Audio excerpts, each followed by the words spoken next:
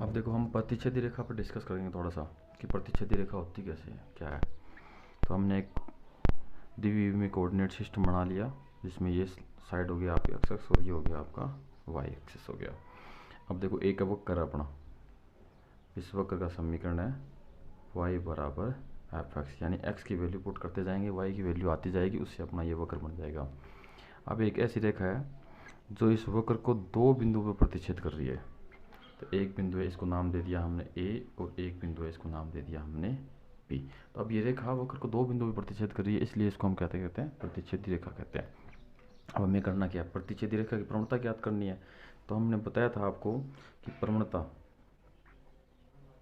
प्रवणता बराबर होता है आपका टेन थीटा।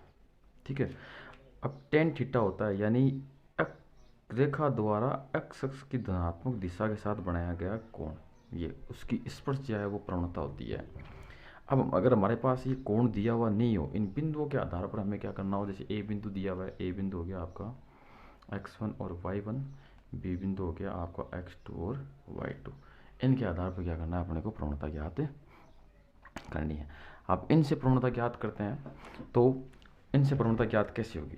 तो देखो अब इसको डायग्राम को हम दोबारा एक बार और बनाते हैं। तो हमने इसको ऐसे बना दिया इस प्रकार से वापस एक बार। अब हमने क्या किया, वक्र को शो नहीं किया, केवल इन दो बिंदुओं को ही बता दिया, ये आपका x1 और ये y1। दूसरा बिंदु हो गया आपका x2 और y2, जिसका नाम b है, इसका नाम a है। अब हमें क्या करना है कि ये कोण निकालना है, ये वाला कोण, ये कोण आएगा, उसके स्पर्शज्या लेंगे तो हमारे पास प्रवणता आ जाएगी। अब ये कोण कैसे निकाले, तो देखो बी बिंदु से क्या करते हैं, हम इस पे एक एक्स एक्स पे लंब डालते हैं। तो ये लंब हमने यहाँ डाल दिया, 90 डिग्री का एंगल बन रहा है। ऐसा ही हम क्या करते हैं, यहाँ से इस ए बिंदु से ये जो आपकी बी सी रेखा है, इस बी सी रेखा पे एक लंब डाल देते हैं। तो ये लो, ये 90 डिग्री का हो गया। अब एक ए बिंदु से हम क्या करते हैं, डैश डैश बनाते हुए एक लंब डाल देते हैं यहाँ। तो ये हो गया आपका 80। तो देखो ये 90 डिग्री, ये 90 डिग्री, ये भी 90 डिग्री और ये भी 90 डिग्री। इसका मतलब ये क्या बन गया, आयत बन गया। और आयत में क्या होती है, आमने सामने की भुजाएं समांतर होती है। तो इसका मतलब क्या हुआ आपका, डी सी समांतर है किसके, इसको नाम दे दो, इसको नाम देते हैं एफ। तो ए एफ के समांतर है।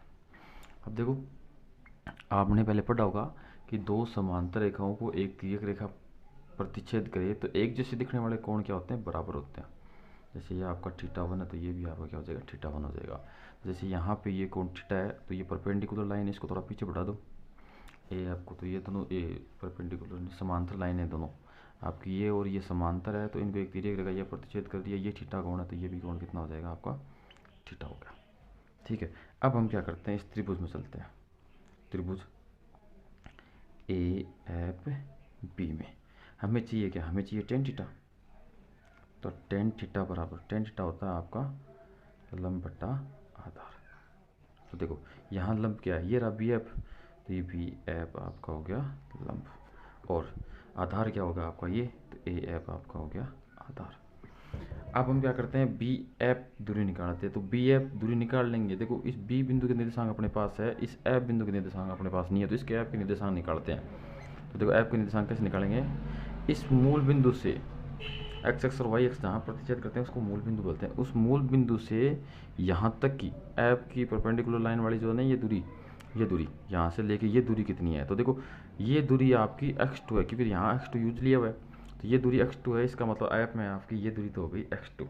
अब बात करते हैं इस ऐप की ये दूरी कितनी है, ये दूरी जितनी ये है उतनी ये होगी। तो यहाँ से लेके यहाँ तक की, तो यहाँ देखो y का मान क्या है, इस लाइन पे y का मान y1 है, तो इसका मतलब यहाँ हो जाएगा आपका y1। अब हम क्या करेंगे, दूरी सूत्र से इसको कैलकुलेट कर लेंगे। तो आप कहेंगे बी एफ बराबर, तो दूरी सूत्र कैसा, दो बिंदुओं के मध्य दूरी सूत्र होता है आपका रूट, तो x2 माइनस x1, तो दोनों में इसमें देखो x2 है, तो इसका मतलब हो गया x2 माइनस x2 का होल स्क्वायर। उसके बाद में दूसरा y2 माइनस y1 का whole square plus y2 minus y1 का होल स्क्वायर।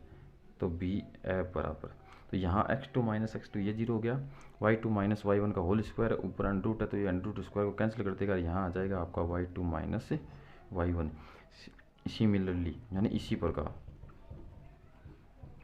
प्रकार हम क्या करेंगे, आपकी ये भी निकाल लेंगे AF। तो AF क्या हो जाएगा आपका x2 माइनस x1 हो जाएगा। अब आगे डिस्कस करते हैं। देखो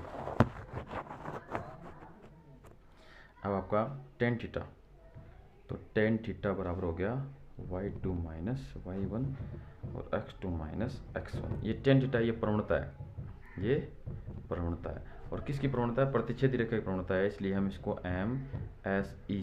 SEC का पूरा नाम होता है सेकंड का मतलब प्रतिच्छेदी। तो अब ये प्रतिच्छेदी रेखा की प्रवणता होगी। अब देखो हम क्या करते हैं, आपको x और y में रिलेशन और बताते हैं। फिर से अपने क्या करते हैं, इस डायग्राम को ड्रॉ करते हैं। देखो तो ये डायग्राम अपना इस प्रकार से था कुछ।